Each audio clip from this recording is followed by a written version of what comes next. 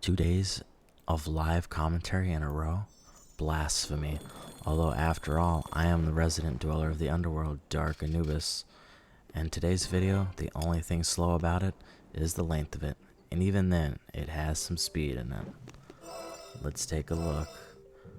This video was recorded before Speed Serum unfortunately ran out and turned into crystal shields, but I thought I'd have a little fun with some warriors today, and I used them like crazy, blowing through Dr. T as well as taking down some player bases to get my next upgrade.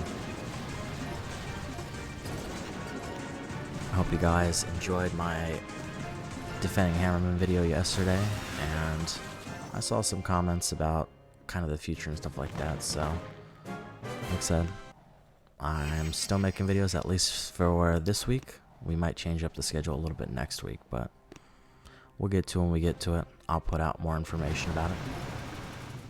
Those polls are going crazy, by the way. You guys are doing, I don't even know what.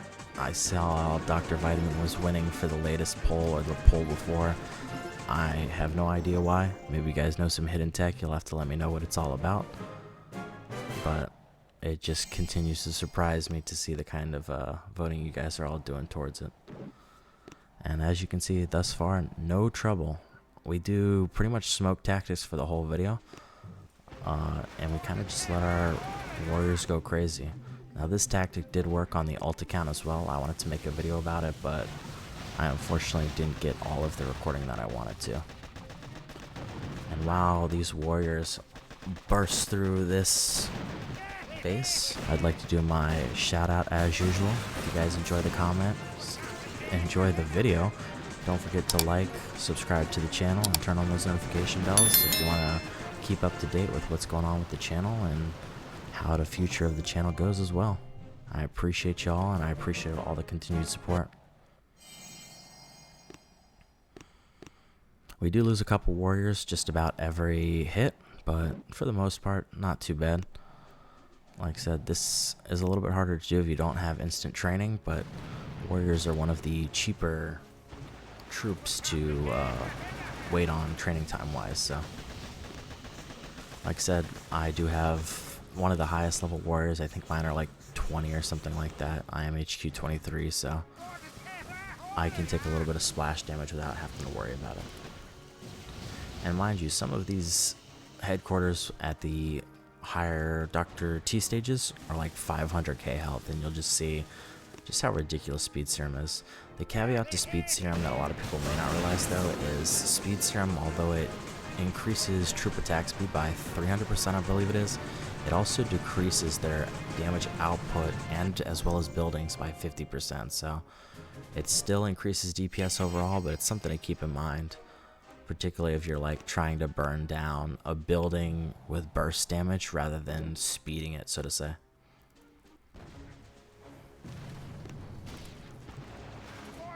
And while that's going off, I did manage to catch up on season 49 a little bit of warships. We're moving along nicely. Rank 17, I believe, on the main account, and like 16.7 or something like that on the main account. So far, so good. Can't complain.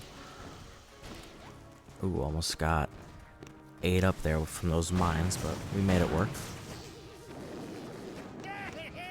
How's your guys' warships going? Like I said, I know a lot of people really enjoy the content I do otherwise, but I do sometimes like to bring it up. There's a big warships community in the Boom Beach community itself, so I know I touched kind of a different niche in the community for the more casual, low to mid level players, so and I'm totally okay with that. 5 stages down, super easy, going into stage 6. 6 and 7 are the ones that are somewhat harder. As you can see, that headquarters has 460,000 health on it, and we're about to run through it, no problem at all.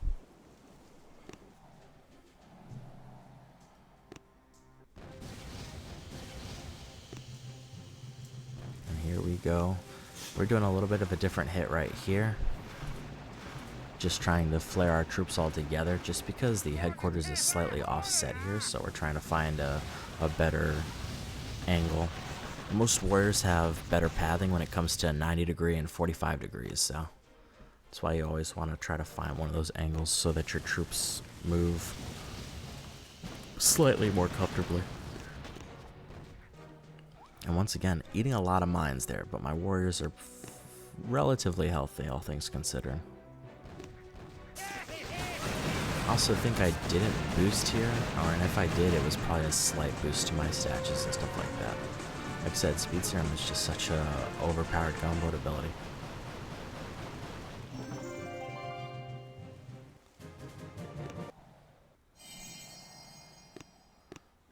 Here we go, getting into stage 7.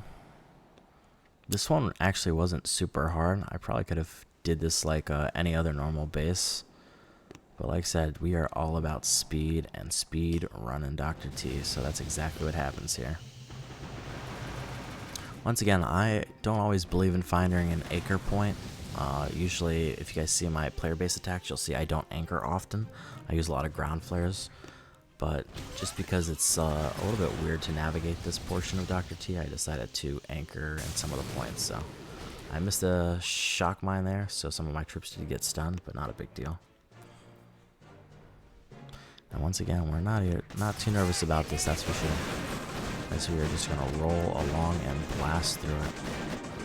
And boom, absolutely decimated Dr. T stage 7 right there.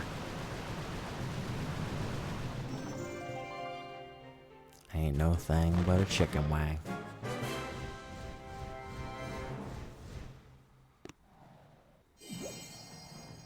We are going to look into some player bases. Like I said, I was trying to upgrade, I believe it was a flamethrower, so we're going to just try to speed clear some player bases to get enough resources to upgrade that.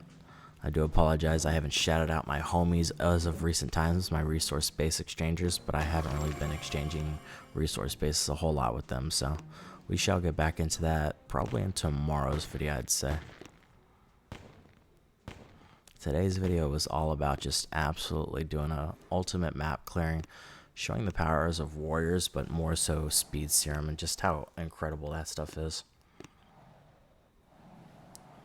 I do apologize if my mic sounds a little bit off. I am still trying to fight with some stuff, so you guys will have to let me know how it sounds. I might have to get a new cable for it. And there we go, just a normal, nothing crazy base. Biggest thing for warriors is clearing out those mines so they don't lose all of their health or die from the run-up. And oftentimes they say it's best to centralize your bases, which I generally agree with. But it definitely makes it a little bit easier for that warrior walk-up.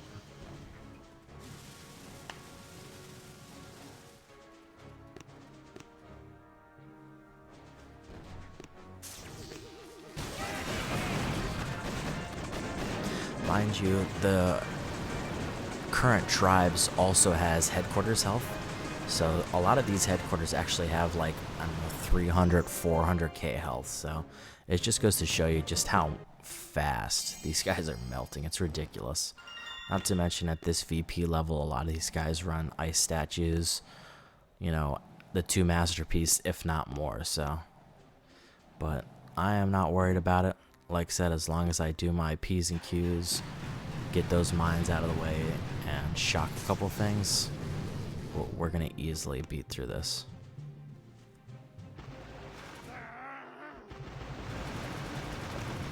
So as I go through these attacks, you're going to kind of see what I mean by ground flares rather than anchor points. And this is a prime example of it right here, actually. It just allows for your troops to not spread nearly as much, so it's a lot more accurate, stuff of that nature. I'll tell you, the splash damage from troop bases is definitely not as forgiving as that you see on Dr. T and stuff like that, so you have to be a little bit smarter with it.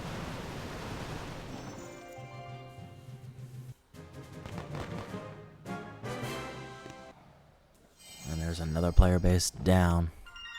Although we did lose quite a few warriors there.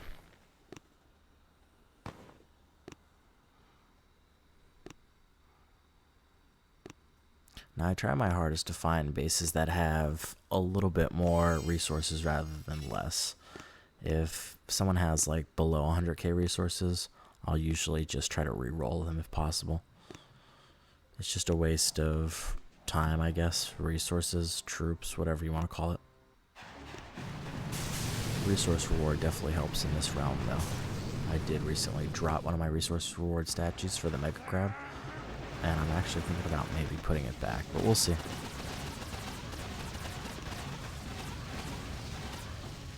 You can, if you're afraid to lose some of your troops, of course, smoke kind of your warriors in with 2 smoke or 3 smoke, and then kind of consolidate them from there.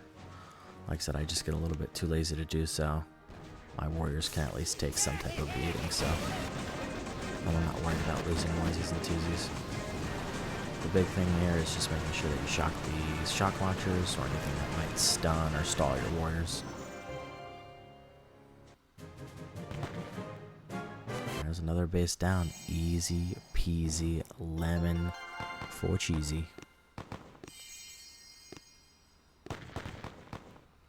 I'm finding it a little bit difficult to find some usage for my gold because troop upgrades just take so long, but we are still pushing through it. As you can see, I almost have all my boom cannons up to par, so once I finish those, we'll swap to, I believe it's cannons that I want to do next, and then some splash on the side, machine guns, flamethrowers, maybe some critter launchers from time to time.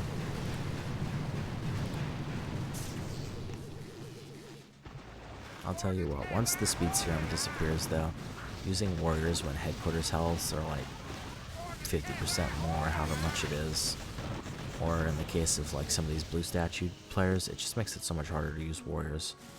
They are amazing troops, but they can only do so much damage.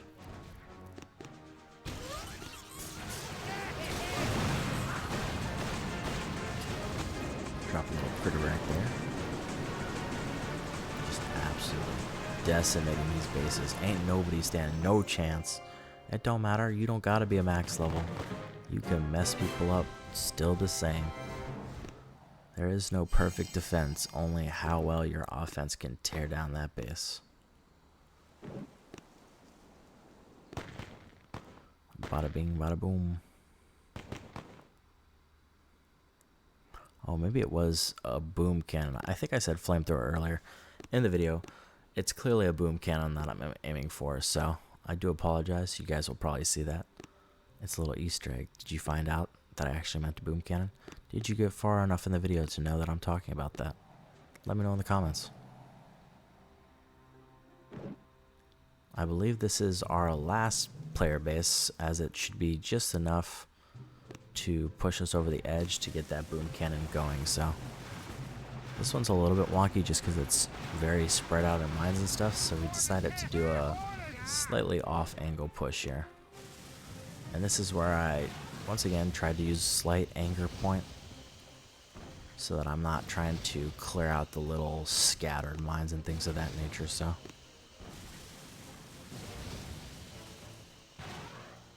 I'd say the one thing that is best to learn when learning smoke is finding out how that distance between smokes is, because you could easily save a smoke or two if you smoke out your, or distance out your smokes properly. And there we go, super easy. Used a little bit more gunboat energy than I wanted, but luckily I had just enough to do my 2 shocks on those SLs, and then a beautiful speed serum. I believe this player didn't have any types of boosts either, so as you can see, just no chance, tearing through it easily. But I hope you guys enjoyed the video. I hope you guys like to see those warrior hits. Let me know what kind of hits you guys like to see, what troop combinations. Maybe I'll try something funky or fancy or weird or whatever the case is. But I appreciate you guys. Don't forget to like the video. Dark Anubis out. Peace.